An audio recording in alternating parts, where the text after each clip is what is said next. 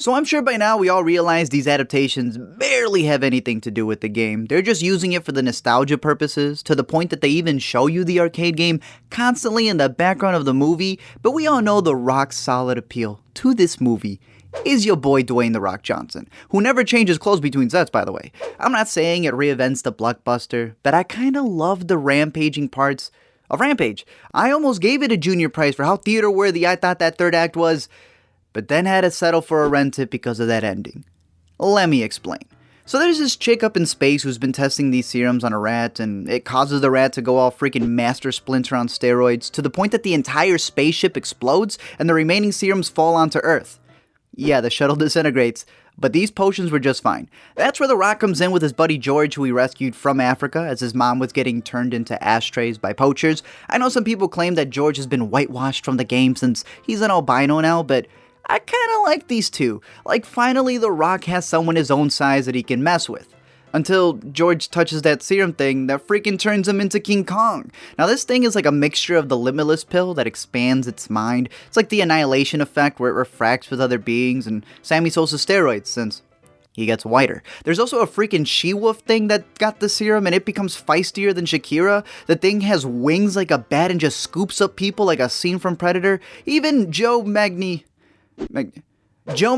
who I think is one of the most BA dudes out there, practically the Punisher's father in my opinion, gets swallowed up like a gusher. Now Jesse and James over here are the sibling duo responsible for this, since they're the ones who set up the experiments because of their company, and they decided to take it back to those 2012 movies where they always rely on that third act tower sequence in order to attract these monsters with sonars.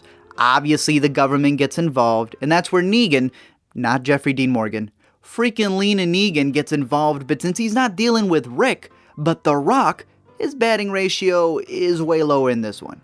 But he's still on that act again. Now like I said, I like the action in this movie, but y'all could try a little bit for us. I mean, The Rock complains about being handcuffed, right? And then randomly just Man of Steels himself out of it. Joe Magneto was only given like one up, but The Rock gets shot in the liver and then comes back the next scene stronger than ever. It's like, just a little bit of effort, right? Even that final sequence in Chicago, which I loved, right? Because I'm from here. Seeing the mess up whacker drive to the point that Lollapalooza's got to get canceled, that was insane. But sometimes they do a little too much when they drive the action from a 9 to an 11 as they drop down the Sears Tower all the way to the floor.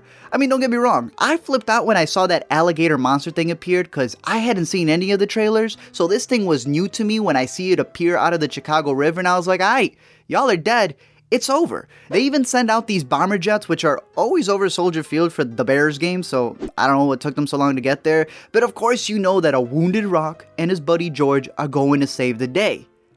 And then George dies. At this point, this is where I wanted to give the movie a junior prize because it had the guts to end it like that, right? It was like first Mighty Joe Young, then Caesar, and now R.I.P.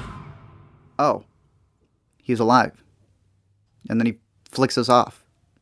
Alright, George, you should have died too. Thanks guys for checking out this video. As always, I'm curious to know your thoughts down below. Like, look, I'm okay with a movie being dumb fun and I enjoy it, but I do think that when they had the action down pat, right, like you could actually see what was going on in the action sequences, regardless of it being full of CGI. But at a certain point, y'all have 7 writers. Get an 8th one, I guess, because you can still add a little bit more to the story with this one, but I still recommend it. It's a solid rent it. Junior price if you really do want to go see it, because I do think that third act is worth it. But I'm curious to know your thoughts on any other movies you want me to cover. Don't forget to comment, like, and subscribe, and I'll send you over a mutated rat.